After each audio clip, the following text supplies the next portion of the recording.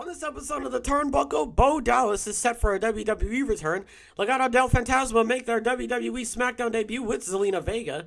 Bray Wyatt returns at Extreme Rules, and Eric Bischoff has criticized Tony Khan for digging himself into a hole with AEW. Folks, it's time to hit a chokeslam number 7 into some wrestling news because it's time for the Turnbuckle.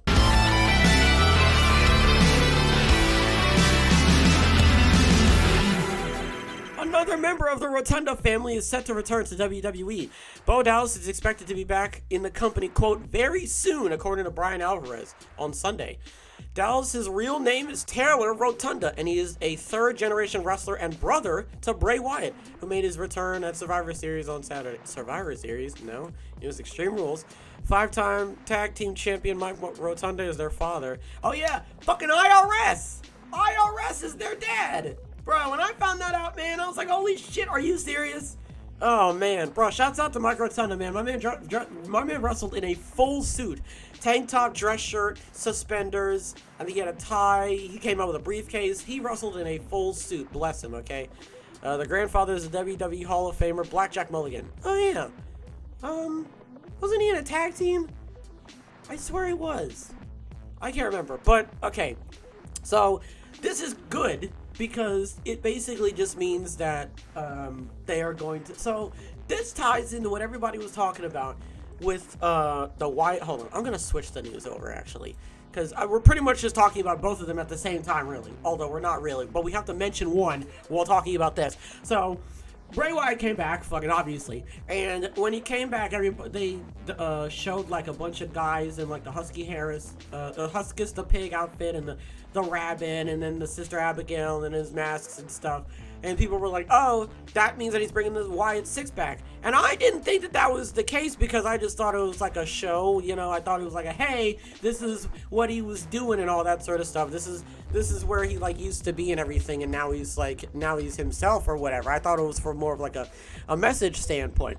But it sounds, I mean, everyone thinks that he's got like a stable again. And I mean, I'm not opposed to him having a stable, but I didn't read that much into it. I didn't think that they were gonna take that to that type of to that region. But now that Bo Dallas is coming back, it sounds more plausible that seems like what they're doing. Or maybe they're gonna go for the, well, then again, if they just bring Bo Dallas back, it kind of, I don't know, because if you're gonna bring Bo Dallas back, then you might as well make the Wyatt Six. Because, I don't know, I can't see them bringing Bo back and he's just his sidekick, you know? It'll just seem a bit weird. But, okay, you know what, though? You know what? To be fair, okay, well, alright. It would be pretty silly if they brought him back and he's literally his brother and they don't do anything together. I was going to say he could come back and not even be related to the storyline at all, and he could just be back as Bo Dallas. Or he could be repackaged as somebody else. So just because Bo Dallas is coming back doesn't mean it's going to... First of all, it doesn't mean he's coming back as Bo Dallas, and it doesn't mean he's coming back and he's going to be part of the storyline with my man. But, again, we can't overlook the fact that they are literally related, like literally blood brothers, right? So, I mean... It makes all the sense if he actually does do something. But again, I don't know. I genuinely have no idea. So now we're going to move on to the real crux of this entire topic, and that's Bray Wyatt.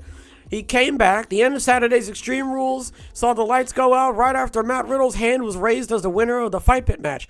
With the voice singing, he's got the whole world in his hands. Oh, sorry. With the voice singing, he's got the whole world in his hands. So it'll be a comma, and I'm assuming the comma is and then it's like the whole subject. But then I remember it's like the beginning part of the subject, and then the comma breaks it off, and then it's the end of the sentence. I keep reading the comma part as if it's like a whole, but then that's a run-on sentence. And I got in trouble for that a lot when I was in college. I'd make a lot of... No, it was also in high school, too. I made a lot of run-on sentences. I don't know how commas work, all right? Jeez. After a segment featuring former characters from the Firefly Funhouse appearing in the crowd and images of the decrepit Firefly Funhouse set, Wyatt emerged from a door off to the side of the entranceway wearing a new mask, holding his lantern. He took out the mask, revealing his face as the show went off the air, blowing out the lantern. So, this was like one of the... Now, listen. I saw this, and the issue was that where was I watching it on? I was clearly watching it on a device that was not conveying the pop that he was getting. But everybody and their grandmother was like, bro, this is like the biggest fucking pop that this company has gotten in fucking ages. And I didn't think that because of what I was listening to it on. But I know for a fact, I know for sure, I know for shoot, okay, that if I was in the crowd and Bray Wyatt, first of all, I'd be screaming my fucking lungs out. So I would also be attributing to the pop. So I can't really sit here and say, oh, it was. This is a very monumentous occasion, okay? Because, well, I was going to say, oh, he was probably going to go to AEW. That was Braun. That was Braun who everybody thought was going to go to, like, fucking Impact and then AEW and all that sort of stuff. And then he controlled his narrative. And then I've never controlled my narrative ever. What a fucking meathead. Anyway, man. So, Bray Wyatt's back. I don't know where he's going to be. Tease for Wyatt to turn Starless Atma QR codes. Wyatt's largely remained out of wrestling. The most recent vignettes aired on SmackDown, Saturday's Extreme Rules. Okay. But wasn't it on Raw and SmackDown? And that's the thing. I don't know where he's going to end up. I was thinking about it earlier today when I was making my breakfast. I was like, he's probably going to be on both brands because he's too much of an attraction to only have on one show. But then you've got the whole Bloodline storyline that's happening on SmackDown. And I think that I think you need to give him to Raw because I don't think Raw has anything. Raw doesn't have that reason for you to watch. Raw has Bobby Lashley. No, Raw has Judgment Day, Bobby Lashley, Seth Rollins. Who else? Raw has Braun Strowman. No, because he was also on SmackDown, so never mind. But you see what I mean? They're hopping back and forth, so it doesn't feel like each show has its own, like, thing for you to tune into. But I guess that's not a bad thing, because the whole point is to watch the show and enjoy it. So I guess it's not really that big of a deal, right? But I don't know. I mean, it makes sense to leave him on one brand because you want that attraction on one brand so people go watch that one brand. But then it's like, oh, but we could get views on both brands if we do that. But it's like, all right, well, if that's the case, fucking put him on NXT. Just have him go all over the goddamn place. Have him just fucking pop up anywhere. You know, like if the whole thing is like, oh, Bray Wyatt, then it doesn't matter where he goes. But I feel like they're going to put him on SmackDown and on Raw. And he's probably going to be on Raw tonight. And he's going to be like, ooh, go to SmackDown. He's going to talk like Paul fucking Bearer, yeah. Oh, yeah, he's going to do that. Man, I need to stop swearing. You see how I just slipped that in? I need to stop swearing. That's how I'm going to get pushed up in the algorithm, all right? By the way, make sure to like the video so that I can get, pushed farther in the algorithm. And YouTube can see that I'm a good boy, all right? What are my views? What are my views? One of my videos are getting pushed up right now. And you know what? I don't even know I actually swore a lot. I don't even have to look at that video to know that I swore. And YouTube is still pushing it. So you know what? Do me a favor, would you? Jeez. Anyway. So he's back from outer space. And Bo Dallas is probably going to have that look upon his face. Are they going to team up? I have no idea. We just have to wait and see what the story holds for this guy. But so far, I'm excited, and so is everybody else. Next, we're going to be talking about Legado del Fantasma and how they made their debut. I feel like I talked about this already. I don't know why. Did I talk about this already? I talked about them debuting on SmackDown, but I did not talk about their actual debut. I recently talked about how they're going to SmackDown, yes, but I did not talk about them actually doing the thing, and I also said nothing about Zelina Vega, I know that much. Legado del Fantasma has arrived on WWE main roster alongside the returning Zelina Vega. Okay, the Legado del Fantasma trio of Santos Escobar, Joaquin Wilde, and Cruz del Toro made their SmackDown debut on Friday's episode at the storyline behest of Zelina Vega attacking Hit Row and leaving them laying. Vega's return to television comes after a nearly 6-month absence. She last wrestled on the April 11th episode of Raw, then appeared on the April 25th episode of it in a non-wrestling role. She was reportedly sidelined due to an injury that required surgery. So she's back. She's also back from outer space too. So this is good. Now, if you're going to pair Zelina Vega with anybody, I feel as though that Santos, Legado del Fantasma. Because the whole tag that she had with Carmella, that was meh. But you could argue that she didn't really do anything. And then she won Queen of the Ring, but that didn't go anywhere because all she did was just walk around and talk in like a bad British accent. Listen, King Booker did that. And that's really, first of all, even if he didn't do it, whatever, but nothing, happened. Like, King Woods didn't do anything either.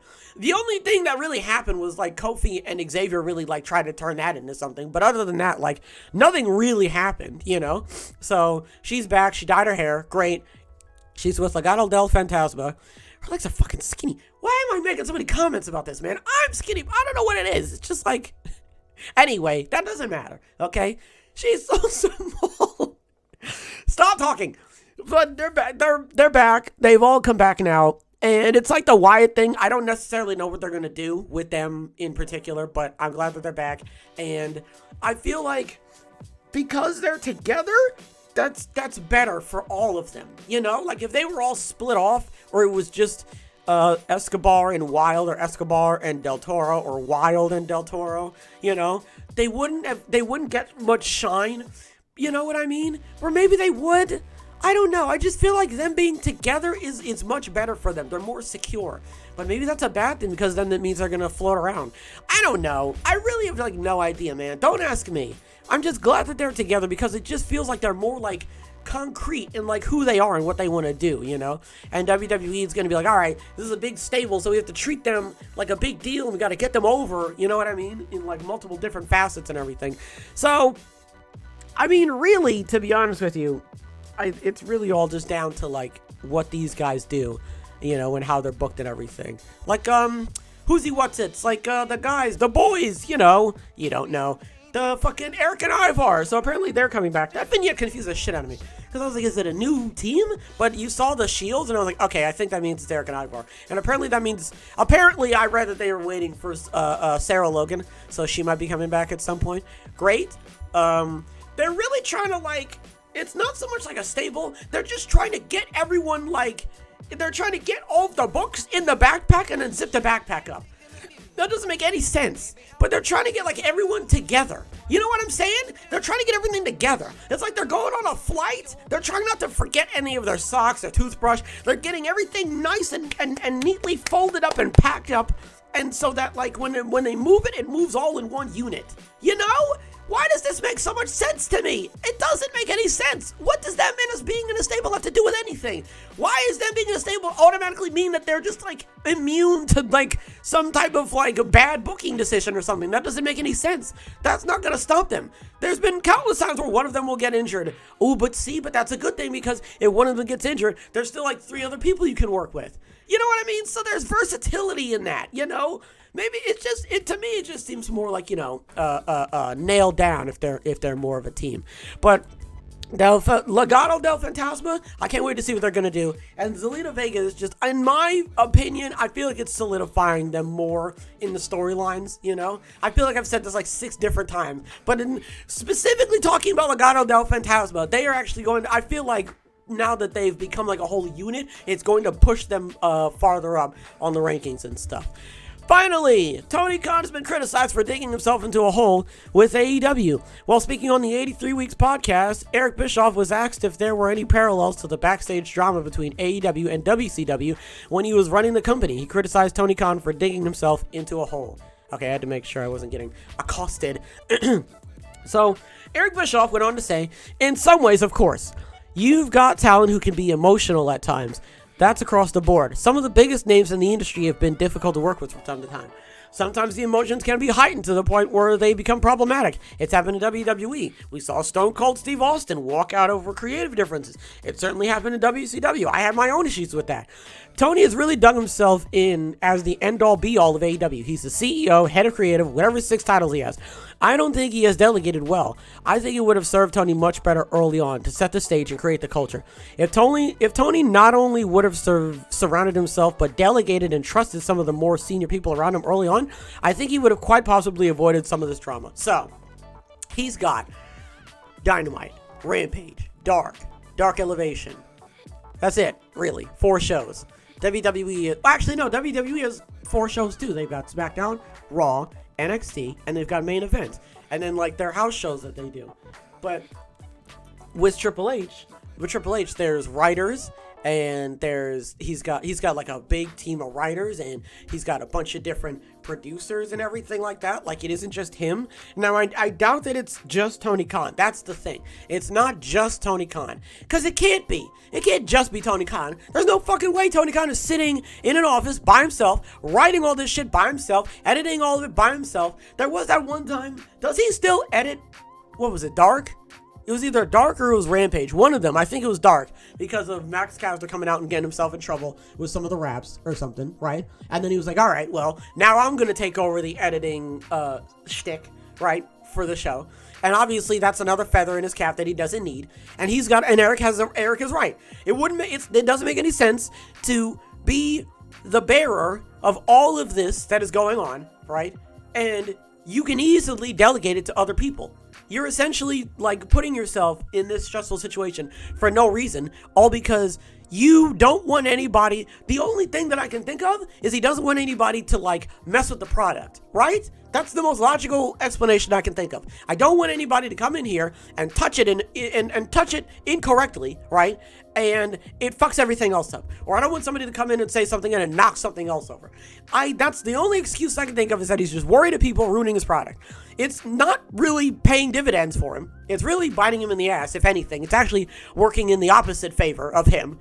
It's sort of making him, it's doing that thing where no one's really pointing the finger at you because you're bad. People are pointing the finger at you in more of the sense of like, oh, you're not doing this as well as you could be doing it. It's more of that. It's more of like, we all know that this is not how you should be doing it. And I feel like you know to a certain extent. You know what I mean? Like, he doesn't have to be doing it like this, and yet he is. And he's got like all this stress going on, and he always is like, oh, I don't show up on screen unless it's absolutely necessary. But then there's definitely, okay, if I could nitpick, there's definitely been times where he just sort of makes himself known on stage for like no reason. He doesn't really need to be out there. But then you could link that up with he's passionate about the product and he cares about wrestling and he loves his wrestlers and yada yada. And you know what, man, at the end of the day, can you even be mad at him? Can you even be mad at somebody who loves the craft as much as Tony Khan does? I'd rather that. I would rather someone, so I'm going to cross over here a little bit. I'm going to cross the streams, and you never do that. I'm going to make it quick. Jake and Bake talked to, I guess, like one of the higher-ups.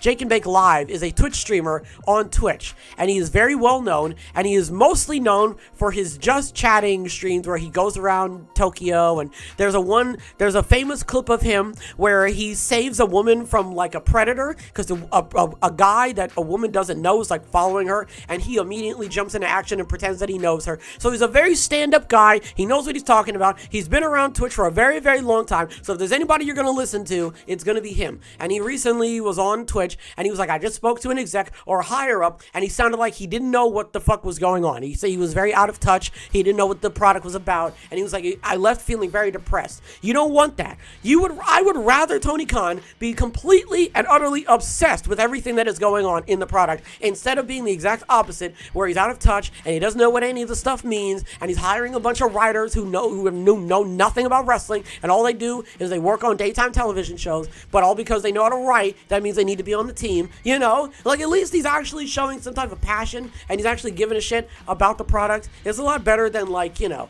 what it could be. So at the end of the day, you can't really get mad at him, but you could also criticize him because he's not doing he could be doing it better. He could be doing it a lot better. He could be managing these wrestlers a lot better. You know what I'm saying? So I feel like at the end of the day, to be honest with you, he just sounds like every other wrestling promoter, really.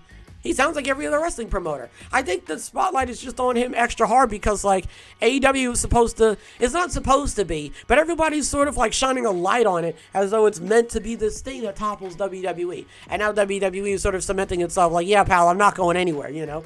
And I don't think that should be AEW's goal. Because apparently he got a book or something from Warner Media, and they were like, hey, read this book and then talk shit about WWE or something, you know? And if that is, like, your primary goal, then that's dumb. But it's not. But it's one of the things that he is doing, and it's like, you don't need to be doing that, but he is. And WWE does it from time to time, and it's like, what can you say? You can't even stop them. You know, it's like a daycare. Like, one of them's gonna hit the other one. One of them's gonna throw something. You can't really stop them. Because by the time that you realize it's happening, it's already in the air. It's already happened. It's already knocked the other kid on the other side of the head. And you have to go, and then you have to tell them not to do that again, because they already did it, you know? So, I mean, at the end of the day, really, is Tony Khan doing anything fucking detrimental? No, he's not. He's not. He's doing perfectly fine. In the grand scheme of things, he's doing fine.